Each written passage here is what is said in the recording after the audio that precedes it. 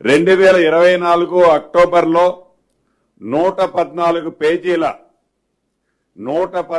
పేజీల రిపోర్టుని ఈ లోకూరు గారు రాష్ట్ర ప్రభుత్వానికి నివేదికను ఇవ్వటం జరిగింది.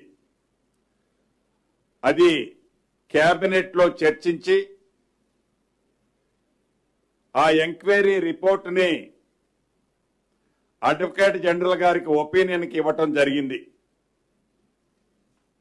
అడ్వకేట్ జనరల్ గారు ఒపీనియన్ ఇచ్చిన తర్వాత ఈరోజు కేబినెట్ లో ఆ ఎంక్వైరీ రిపోర్టులో ఏవైతే ఆనాటి ప్రభుత్వం ఇర్రెగ్యులారిటీస్ చేసిందో, ఏదైతే పక్క రాష్ట్రాల్లో కొనుగోలు పేరుతో వారి స్వార్థానికి ప్రభుత్వ సొమ్ముని దుర్వినియోగం చేసిందని నిర్ధారణ అయిందో, ఏ పవర్ ప్లాంట్లు కట్టామని చెప్పిన దాంట్లో అవినీతి జరిగిందని నిర్ధారణ అయిందో, ఈ జరిగిన అన్ని అంశాలని కేబినెట్ లో చర్చించి లీగల్ గా అడ్వకేట్ జనరల్ గారితో వెట్టింగ్ చేసిన తర్వాత ఈరోజు కేబినెట్ ఈ ఎంక్వైరీ